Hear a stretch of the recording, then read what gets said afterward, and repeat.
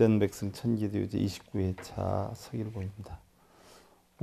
오늘부터 명리학이란 무엇인가 들어갔는데 지난 시간에 제가 그건 줄 알고 착각을 했는데 명리학이란 무엇인가.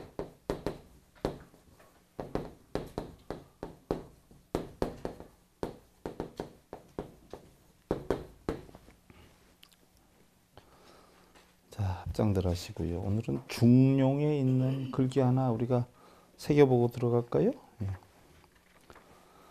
유소부족 불감불면이요 유여불감진 이라 은고행 이니 행고니 니라나 모미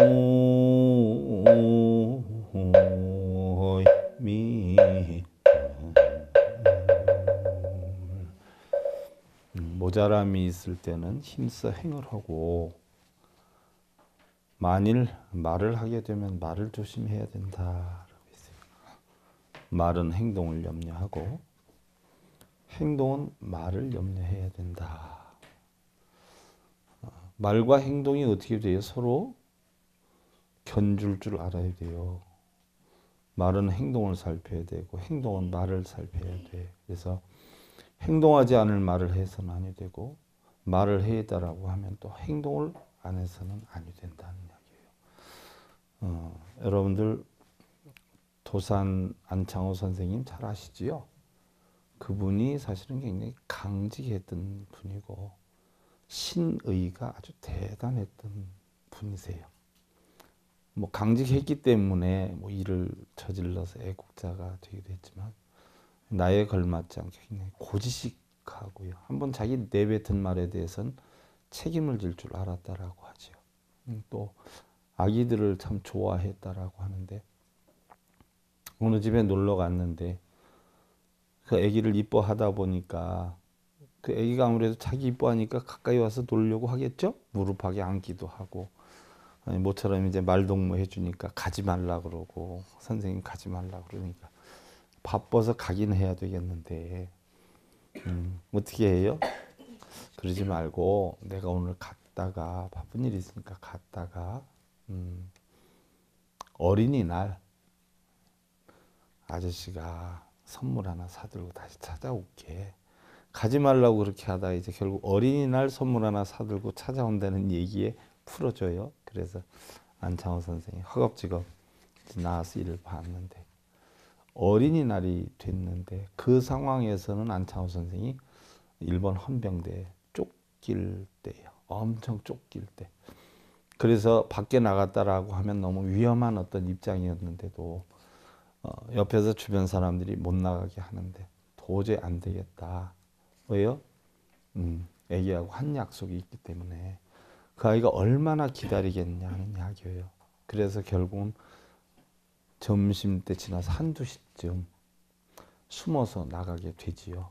그래서 물건을 하나 사들고 애기한테 가는 도중에 잡혀가요. 그래서 헌병대에 잡혀갔어요. 일반 사람들 같으면 사실은 쉽게 할 일은 아니죠.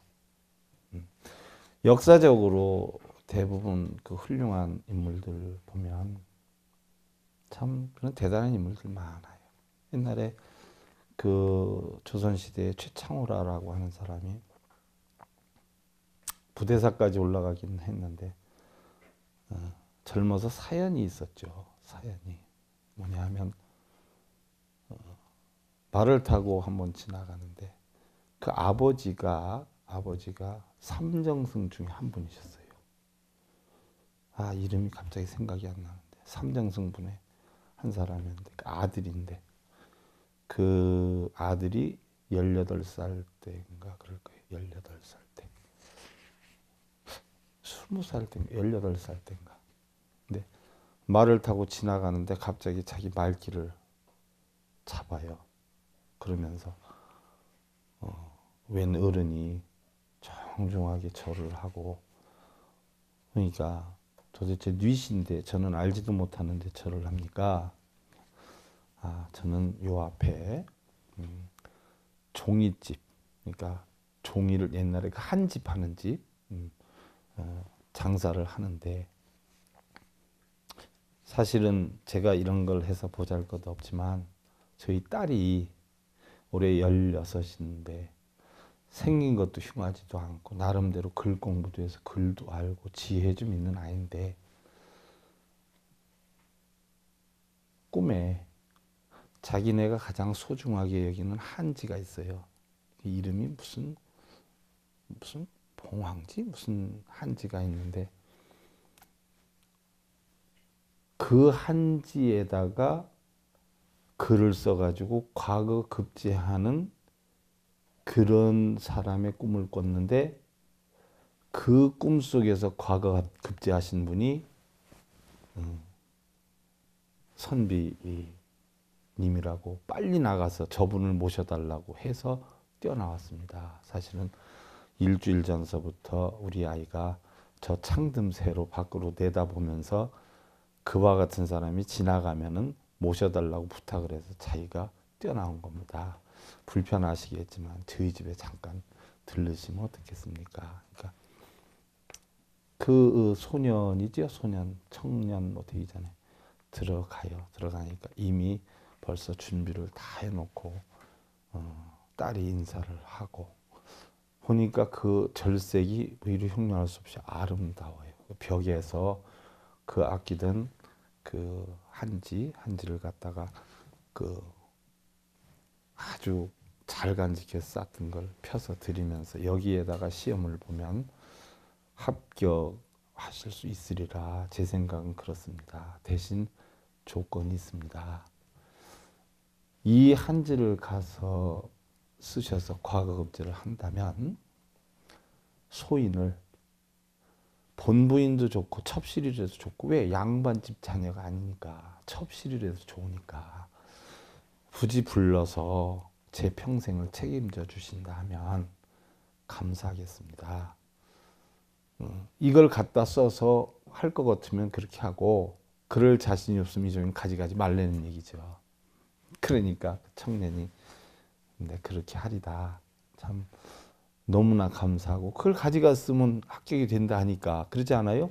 그러면 충분히 그 여자분을 데려다 자기 뭐 부인이 됐든 첩실이 됐든 데리고 가면 되니까. 그래서 승낙을 하고 그 종이를 가져갔는데, 그로부터 뭐 불과 한 2주가 안 돼서 과거가 있었어요. 그래서 그 종이에다가 써서 냈는데 됐겠어요, 안 됐겠어요? 그 사람이 됐어요. 됐는데 이 친구는 결국 금유환영해서 집으로 돌아가는데 그 얘기를 아버지한테 해야 될까 말아야 될까. 더군다나 금유환영해서 돌아가니까 그 집은 완전히 무슨 난리가 났겠어요? 잔치가 베풀어져서 손님들이 이루영령 없이 많이 들락달락했죠. 그걸 잊어먹은 게 아니라 이 친구가 거기에 대해서 아버님한테 말씀드려야 되는데 언제 해야 될까? 지금 이렇게 복잡한데 해야 될까? 이렇게 망설이다가 이따 나중에 일을 다 끝내고 조용히 지면 아버님한테 말씀드려야 되겠다. 왜? 양반집 교수도 아니었지만 또 사실 그렇게 한다면 아버님이 어떻게 생각할 줄 모른다 해서 머뭇머뭇거리고 있었던 거예요. 그래서 어느 정도 이제 손님이 일부 조금 남고 해가 뉘엿뉘엿 져서 어둑어둑해지는데, 그러지 않아도 그 친구가 생각을 하고 있었는데, 기회만 보고 있었는데 갑자기 밖에서 대성통곡의 소리가 나고 난리가 났어요. 그래서 웬일인가 살펴봐라 했더니 아버지가 와서 대성통곡을 하고 우는 거예요. 이런 약조를 하고 종이를 주었는데 해가 이렇게 뉘엿뉘엿 지는데도 연락이 없는 걸 보면 아버지가 아무래도 잔치를 하니까 바빠서 그러겠지, 나중에 조용해지면 될 거 아니냐 그랬더니 딸내미가 본인이 먼저 불러서 가야 자기가 올바른 첩시를 하지, 아버님이 먼저 가서 부탁을 한다라고 하면 이건 사정에서 들어가는 거니까 자기는 평생 사랑을 받지 못한다. 그런 자리는 가고 싶지 않다. 그런데 그렇게 굴뚝같이 약조를 해놓고 해가 이렇게 질 무렵까지 연락이 없다라고 하면 이유가 어떻게 됐든 이거는 약속을 안 지키는 것이다 해가지고 자결을 해버렸어. 그래서 그런 얘기를 하니까 그 아버지가 깜짝 놀래가지고 아들을 난리를 치는 거예요. 여자 하나 제대로 다스릴 줄 모르는 사람이 네가 어떻게 나라 일을 다스리겠냐. 양반이든 아니든 네가 약조를 했으면 사내 대장부로서 약조를 지켜야 되지 않겠냐. 네가 어떻게 감히 내 아들이냐 하면서 난리를 쳐요. 아버지가 삼정승 중에 하나인데 그래서 그 당사자는 부재하까지 올라갔지만 결국 단명을 했어요. 그래서 한간에 놔두는 얘기는 그 여자한테 한이 있어서 단명을 한 게 아니냐. 이런 실제로 있었던 이야기예요. 그러니까 약속이라고 하는 것이요. 어떻게 돼요? 얼마나 중요한 얘기예요. 그래서 말이라고 하는 것이 지키지 못할 말 같으면 해야 돼요? 안 해야 돼요? 안 해야 돼요. 지킬 수 있을 때 하되 한 부분에 대해서는 목숨이 끊어져도 지켜야 돼요? 안 지켜야 돼요? 지켜야 된단 말이에요. 그 얘기를 했어요. 자, 오늘은 명리학이란 무엇인가? 우리나라 고전에 있는 얘기들도 참 가슴 찌릿찌릿하게 해주는 얘기들 많아요. 내가 백전백승하는 동안에는 조금씩 소개해 드릴게. 그럼 명리학이란 과연 무엇일까요? 여러분들 우리가 뭐 명리학이다라는 것은 뭐 대부분 중국에서부터 뭐 시작이 됐다 이런 줄 알고 있지만은 냉정히 살펴보면 우리나라 단군 때 또 고조선 때 이때의 우리 생활 철학이 선교 사상이었다는 거예요. 여기에서 흘러나왔다. 그래서 어떻게 보면 제가 불자이지만 우리나라의 이런 선민족 사상, 선교 사상이 유교, 도교, 불교보다 사실은 빠르다 하는 이야기예요.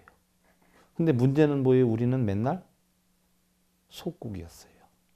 맨날 힘이 약했었어요. 그래서 결국은 우리 것도 뭐예요? 남들이 가져가서 자기 것으로 만든 게 많아요. 여러분들 지금 일본 가면 일본의 토종 닭이 원래는 우리나라 토종 닭인가 아세요? 일본의 토종 돼지가 원래는 우리나라 토종 돼지였어요. 도자기 굽는 사람도 일본으로 다 잡아가서 굽게 했죠. 이게 원래 우리나라 다 도자기였어요. 중국에 1000년 동안 우리가 지배를 받으면서 우리나라의 역사의 모든 것은 뭐예요? 중국이 다 가져갔어요. 그래서 힘을 키워야 돼요. 우리나라 사람들. 제발 이제 거칠어내고 모양내고 하는 거 하지 말고 내면적으로 여러분들 자식들도 좀 훌륭하게 키워서 정말 세계의 우리나라 사람들이 가장 나는 똑똑하고 가장 훌륭하다고 생각을 하거든요. 이 훌륭함을 정말 만천하에 드러나서 세계에서 1등 가는 민족성을 발휘했으면 좋겠어. 너무 분하고 억울한 게 많아요. 우리 민족이 얼마나 대단한 민족이야. 2600번이나 외세에 어떻게 돼? 침략을 받은 민족이야. 세계 어디에 봐도 2600번이나 침략을 받은 민족은 없어요. 근데 그거를 뭐요? 극복해낸 민족이 우리나라 민족이에요. 얼마나 대단하냐고. 그러니까 이런 사상적 체계나 어떤 우리가 교학적 체계도 보면 제가 불자지만 우리나라 원래 선교 사상이 유교, 불교, 도교보다 앞서 있었다는 이야기예요. 근데 이걸 오히려 가져가서 유교, 도교라고 하는 것으로 이걸 포장해가지고 다시 온 것이지 본래 뿌리 철학은 우리 민족에서 시작이 됐다 하는 것들이 많아요. 근데 그거를 합법적으로 합리적으로 밝혀낼 수가 없는 그런 상황이기 때문에 지금 앞으로 100년 가봐요. 독도는 어느 나라 땅이라고 그래? 지금 우리나라에서만 전부 지금 독도는 우리 땅이라 그러지 세계적으로 지금 지도를 보면은요 10개 중에 9개는 동해로 되어 있어요? 일본해로 되어 있어요? 일본해로 되어 있단 말이에요. 통탄할 일이에요. 우리나라 민족이 유일하게 외국을 침략한 적은 딱 한 번 있었어요. 언제요?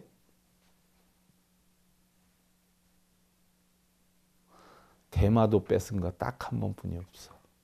그 다음에 2600번이나 침략을 당한 민족이에요. 냉정히 보면 옛날에 부여, 옥조, 동해, 발해 그게 다 어느 나라 땅이었어요? 우리나라 땅이었어요. 백두산 다 우리나라 거였어요. 다 뺏기고도 이러고 살아.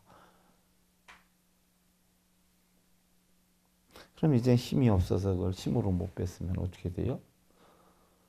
정신적, 문화적, 정보적인 차원에서도 우리가 앞서 나가서 지배하는 세계가 와야 돼요. 이젠 고만 거품들 빼고 고만 좀 내실화해서 열심히들 살았으면 참 좋겠어. 아주 속 터져요. 그래서 선교사상은 세계 종교사상의 뿌리가 되는 모교다. 명리학의 유래를 보면 우리 동양의 명리학은 중국의 황하 문명과 기원을 같이 했다라고 해요. 실은 우리 민족 고조선의 생활 철학이었던 선교 사상에서 흘러나온 것이다.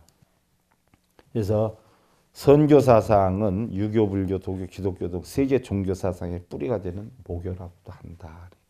우리나라의 선교 사상이 결국 세계 모든 종교의 뿌리였다, 모태였다라는 이야기예요. 우리는 2000년이 넘도록 중국의 영향을 받아왔고요. 잦은 외침과 한많은 정변의 소용돌이 속에서 우리의 어리자 정신의 고향. 자, 여러분들 서울이 왜 서울이에요? 혹시 알아?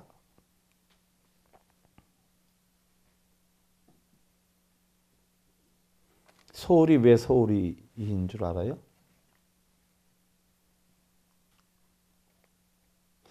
청와대 뒷산이 무슨 산이에요?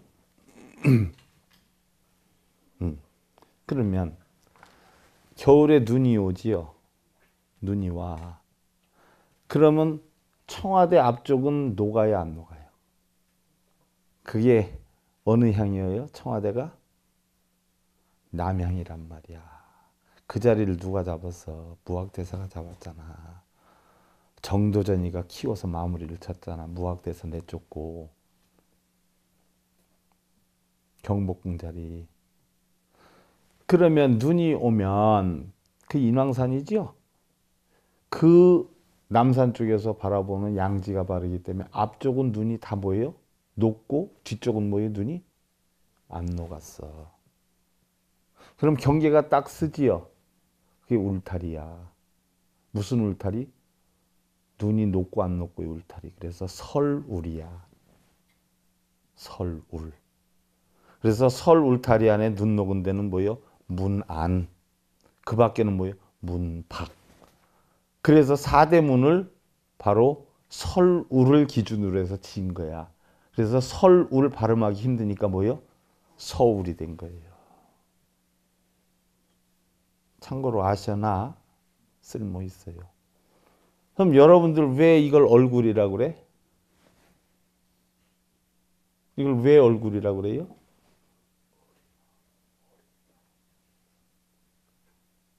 사람의 마음을 뭐라고 그래요? 얼이라 그런단 말이에요. 얼. 우리가 마음을 볼 수는 없지만 마음이 겉으로 드러나는 데가 어디예요? 여기요. 그래서 혼이 마음이 겉으로 표출되는 것. 그래서 굴이야. 굴 표출되는 것. 그래서 마음이 드러나는 곳. 그래서 얼.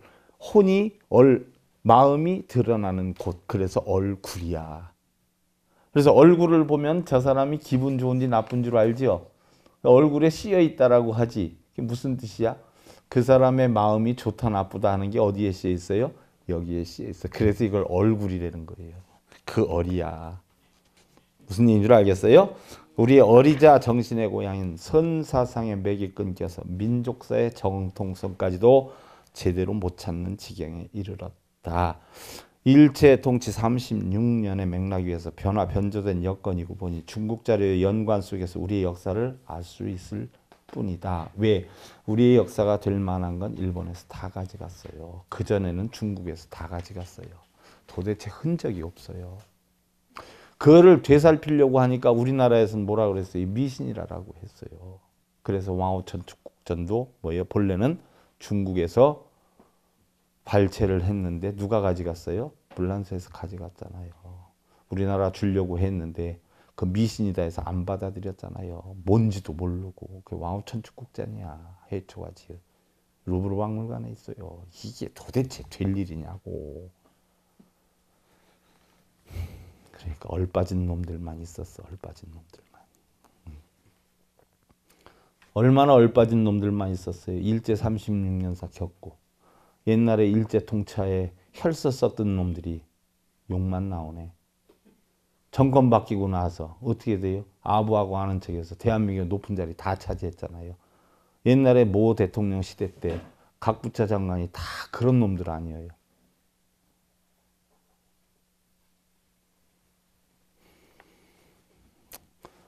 조국의 딸로 포장된 사람이 몰락했다고 유럽에서 신문에 나왔어요.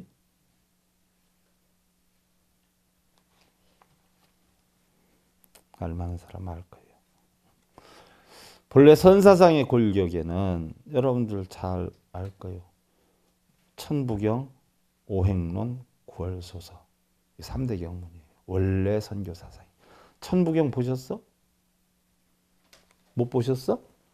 그것도 내가 강의 한번 해드려야 되겠다. 자연의 이치학이에요. 자연의 이치학. 거기에 보면 유교, 도교, 불교 사상의 핵심이 거기 다 들어가 있어. 길지 않아요. 천부경이 짧아. 짧은데 그 속에 다 들어가 있어. 여러분들 한번 내가 소개해드려야 되겠다. 오행론. 오행론 우리 지금 배우잖아. 구월소서. 이 3대 경문이 본래 선사상의 골격이다. 근데 우리가 이제 공부하고 있는 명리학도 여기서부터 기원이 됐다라고 해요. 자세한 역사적 배경은 충분히 밝혀지지 않고요. 우리나라에 이제 명리학이 소개된 게 중국의 한자 또 선진 사상이 들어오면서였다라고 하는데 그건 역시 정확하지 않고 일단 중국에 뭐 우리가 1~2천 년 지배를 받다 보니까 중국이 다 자기네 걸로 만들어 놓은 그런 상황일 수도 있어요. 또한 우리나라 이런 선교 사상이 또한 우리나라 유교 도교 사상이 결국은 누가 우리나라에 전파를 했을까요? 누가? 네, 스님들이 전파했어요. 유교 도교 사상도. 중국에 유학 갔던 승려들이 대부분 유교 도교 사상을 우리나라에 전파를 했어요. 명리학 사상도 스님들이 주로 전파를 했어요. 근데 명리학이 미신이라고? 공식적인 영리학 속에는요. 지리학으로서부터 시작이 돼요. 자, 지리학의 대가가 누구예요? 신라 말의 고승인 도선국사가 대표적이죠. 도선국사는 전남 영암군 구림에서 태어났어요. 일찍이 불법의 뜻을 두고 15세에 중국에 유학 가서 34년간이나 불교와 지리학을 공부를 했어요. 그래서 이걸 구전심수했다라고 하는데 우리나라에 와가지고 쓴 책이 뭐예요? 도선비기예요. 그래서 우리나라 역사상의 지리학의 시작은 도선비기고 거기 범주에서 벗어나는 게 지금까지도 없다는 이야기예요. 그래서 풍수학의 시조는 도선국사로 공인되어지고 있고 도선비기는 이 방면에서 우리나라 최고의 고전이다. 도선 스님보다 앞선 시대의 학자가 누가 있어요? 원효 스님의 아들이 누구예요? 설총이에요. 설총. 또 여러분들 잘 알고 있는 고운, 최치원 이분들이 동양학의 거장이었어요. 이 사람들 다 미신했던 사람들이네. 고려에 이르러서 명리에 능통한 여러 학자들이 배출되는데 여러분들 잘 아시는 분이에요. 최충, 안유, 백이정, 최성지, 우탁, 정몽주, 길제 이런 분들이 다 그럼 미신하게 했던 사람이네. 유교 도교 가지고 미신하는 사람들 보면 난 참 저거 초등학교나 나왔나 싶어. 그 다음에 성리학은 뭐예요? 결국은 성리가 우리 불교의 신법하고 같은 거 아니에요? 마음을 다스리는 학문이잖아. 명리와 연관돼서 명리는 뭐예요? 결국은 이치를 아는 거 아니에요. 이치, 세상 이치를 아는 게 명리와 다른 거 하나도 없어요.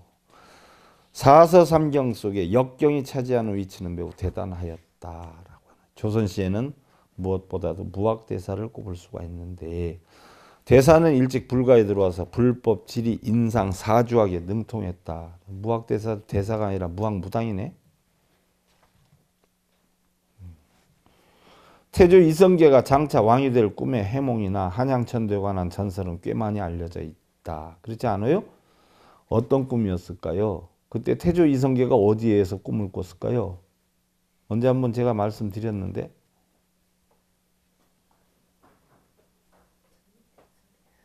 응? 남해 보리암. 남해 보리암에 갔을 때 우리 갔을 때 그 보리암에서 아래로 내려가면 동굴이 있었죠. 그 동굴이 바로 이성계가 수행했던 장소예요. 그 장소에서 3개월을 수행했다라고 했어요. 3개월. 난리가 나고 나라가 어수선할 때 거기 숨어가 있으면서 수행을 했죠. 그때 꿈을 꿨어요. 무슨 꿈?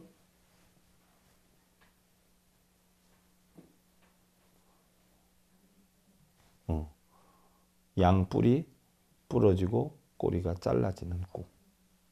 그걸 가지고 누구한테 물었다고 그랬어요? 무학대사한테 물었다고 했어요. 무학대사가 깜짝 놀래요. 왕이 될 꿈입니다. 왜 왕이 될 꿈이요? 양자잖아. 뿔 2개가 부러졌어. 꼬리가 없어졌어. 그럼 무슨 자요? 왕. 왕자잖아요. 그죠? 이 꿈의 해몽은 무학대사가 해준 게야. 그래서 이성계가 이 꿈 해몽 때문에 왕의 꿈을 꾸고서는 결국 왕이 된 거 아니에요. 그 얘기야. 그래서 경복궁 자리 잡아가지고서는 결국 털을 잡아서 건립을 했는데 정도전이하고 문제가 일어났죠. 정도전이도 어떻게 돼요? 이러한 유학의 대가였어요. 근데 정도전이가 무학대사를 엄청 미워했어요. 이성계로부터 사랑을 받고 모든 걸 이성계한테 물어보는 데 대해서 정도전이가 굉장히 문제를 삼았죠. 아마 조금 더 늦었으면 무학대사가 사형에 처했을 거예요. 근데 무학대사가 그 이치를 스스로 알았기 때문에 결국 뭐예요? 은거를 했죠. 떠나갔죠. 그리고 정도전이가 경복궁을 마무리하게 되는데 어떻게 됐든 무학대사가 그때 만든 게 뭐예요? 무학비기예요. 그래서 정도전이가 조선적 공신이 되죠. 그래서 이성계한테 아주 이루형용할 수 없는 충신으로 여겨지게 되죠. 이때 유학이나 역학에 아주 능하게 되었죠. 그 정도전이는 이제 보편적으로 삼봉집을 만들었고 결국은 그 당시에 복서에 능했던 복서다라고 하면 안식이 그때는 최고였는데 복서다라고 하는 것은 뭐예요? 철학의 종류 아니에요. 그죠? 최고였는데 정도전이가 어떻게 돼요? 사사건건 자기 하는 일에 대해서 이게 옳다 저게 옳다라고 하니까 어떻게 돼요? 안식을 제거를 시켜버려요. 없애버려요. 그래서 정도전이한테 당하지요. 그 다음에 이제 형성됐던 사람이 김인후. 김인후가 주역 관상에 대해서 대가였고요. 홍계관이 복서에 대해서 능통했고요. 남사고는 천문, 복서, 풍속, 상법에 밝았고요.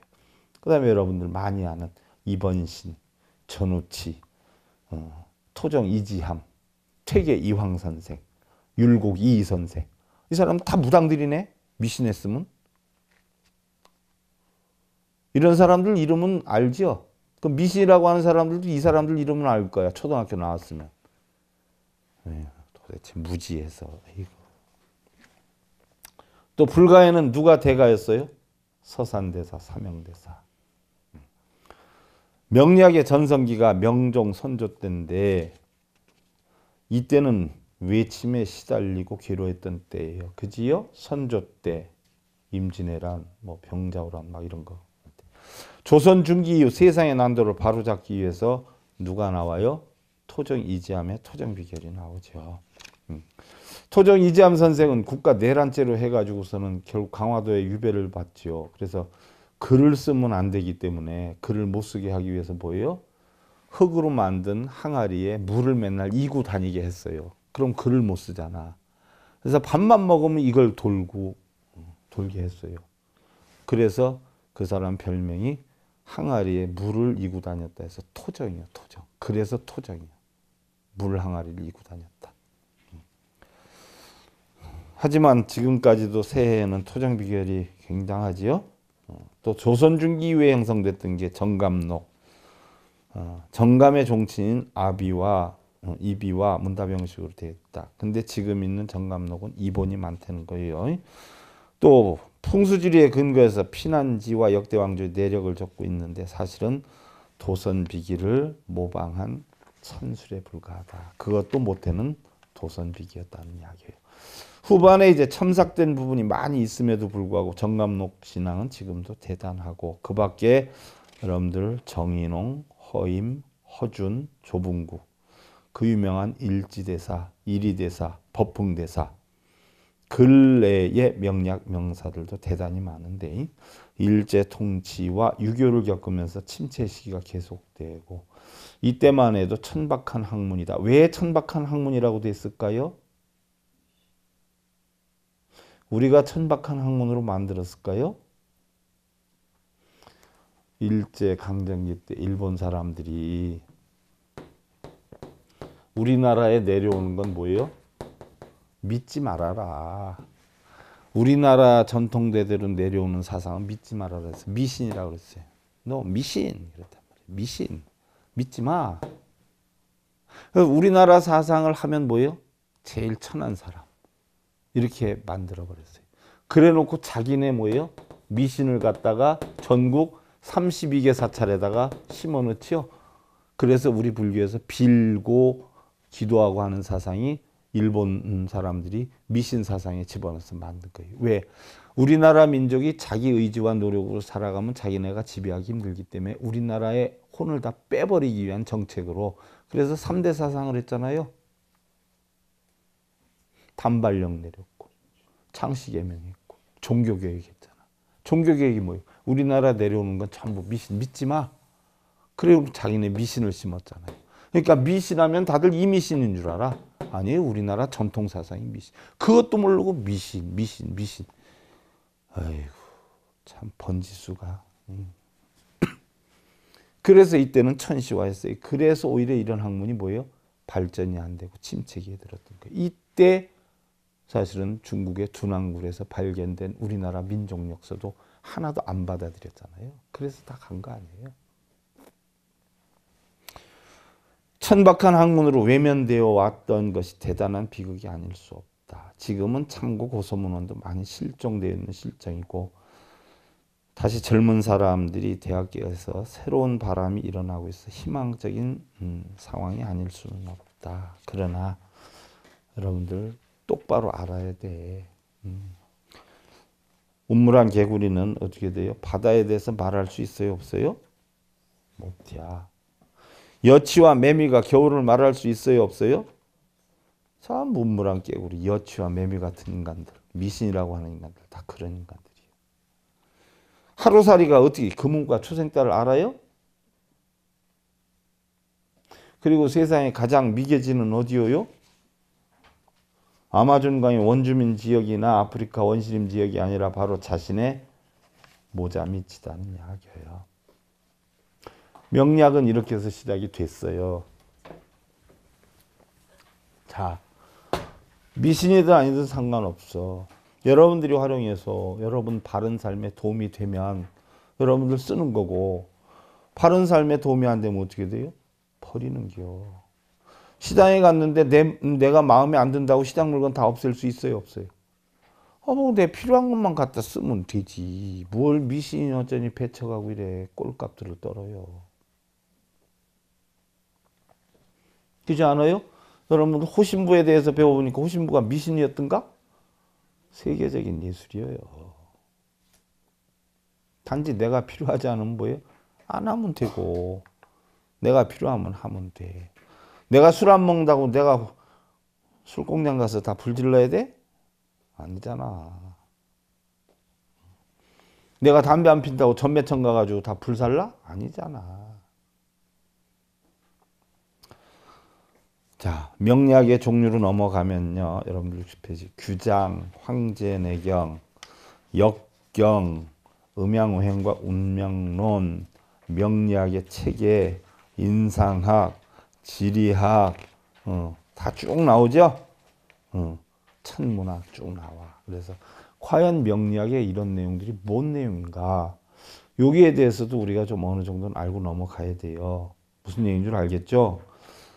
약 5,000년 전 규장에 보면 태오복희시 때 중국 황하에서 용마가 지고 나온 그림인데 그 무늬에 따라 선천팔쾌 이것을 갖다가 황제 때 이를 규장이라 불렀단다. 자, 복희시 때, 태오복희시 때, 태오복희시 때 얘기 나오면 누구 생각나요? 방한 큰 스님이 처음에 금강산으로 출가할 때 어떻게 됐어요? 도인이 되겠다고 가가지고서는 묻는 게 태오복희시 시절에 하고 이야기를 꺼냈어. 그랬더니 그 스님이 뭐라 그래?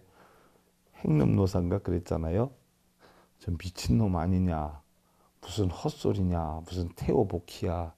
그러지 말고 너 정신이 이상한 놈 같은데 여기에서 온 김에 한 3일 동안만 밥 먹고 쉬다가 제정신 돌아오면 가거라잉? 그리고 갔어. 그랬는데 3일이 지났는데 왜 안 가고 있느냐 그랬더니 스님 저 도를 깨치려고 공부를 하러 왔습니다. 공부를 한 놈이 뭐 귀신 씨나라 까먹는 책에 있는 그대로요. 내가 한 얘기야. 귀신 씨나라 까먹는 무슨 태오복희시를 따지고 그러냐 미친놈아. 그거 따질 거면 가라 그랬지. 두 번 다시 안 따지겠습니다. 해가지고 공부 들어간 게 방한한 큰 스님이요. 그래서 거기서 바로 나무 하는 것부터 1, 2년 했는데 공부가 괜찮으니까 큰 사찰로 보내서 공부 좀 시키려고 이제는 좀 큰 사찰 가서 공부해도 되겠다. 가서 공부 좀 해라. 그러면서 그 행노사가 부탁하는 게 뭐야? 제발로 거기 가서도 귀신 씨나라 까먹는 태오복희시 2번 다시 찾지 마라. 그거 가다가 골짜기에 다 버리고 가야 된다. 그래서 예, 골짜기에 다 버리고 가겠습니다. 하고 간 양반이 방한한 큰 스님이 태오복희시 나오니까 제가 하는 이야기. 왜? 방한한 큰 스님도 뭐요? 태오복희시를 공부했던 사람이라는 얘기요. 그리고 그 사람 제자도 누구예요, 여러분들? 잘 아는 타너 큰 스님. 타너 큰 스님도 뭐예요? 유사야, 유사. 유교 선비였어. 방한한 스님인데 놀러 왔다가 방한한 스님 보고서는 한두 귀절 배우다가 거기에 매력을 느껴가지고 세 사람이 같이 방한한 스님한테 배우다가 둘은 내려가고 나머지 유사가 하나 끝까지 남아서 배운 게 여러분들 잘 아시는 타너 큰 스님이세요. 그러니까 옛날에 역대 큰 스님들이 유교 도교에 대해서 다 뭐요? 어느 정도는 능통을 했어. 그래야 불교도 뭐요? 정확하게 알 수가 있어. 그래서 제가 여러분들 빗대어서 유교 도교도 지금 다 가르치고 있는 거고 사서상경도 은근히 다 가르치고 있는 기요. 왜? 우리 삶에 도움이 된다면 어떻게 해요? 써먹어야지. 그러지 않겠어요? 내가 편안하고 내 가정이 편안하고 내 주변이 편안하기 위해서라면 써먹어야죠. 그러지 않아요? 내 마음에 안 드는 놈이 불빛 준다고 밤에 불빛을 안 들고 오면 누구만 손해요? 나만 손해요. 배워놓고 필요 없는 건 버리고 여러분들 필요하면 쓰고 아시겠죠? 시간이 막 금방금방 가요. 자, 합장들 하시고요. 다음 주에는 명리학의 종류에 대해서 여러분들 살펴보고요. 자, 속이 위행이요 불은 호기 외니라나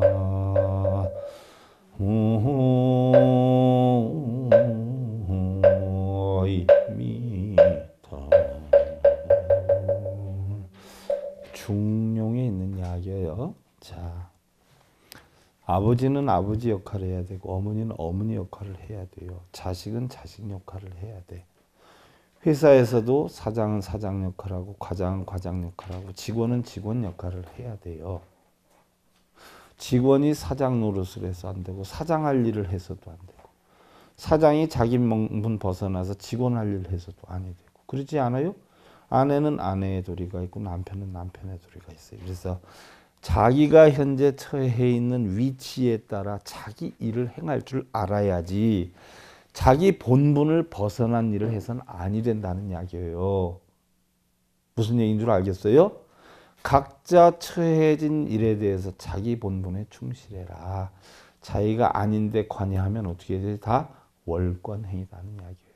그래서 자기가 아닌 일까지 관여하지 말고 자기 본분에 맞는 일을 해라. 바꿔서 얘기하면 자기 처해 있는 여건에 대해서는 최선을 다해라는 이야기예요. 그러다 보면 자연히 우리는 뭐예요? 날마다 좋은 날이 되겠죠.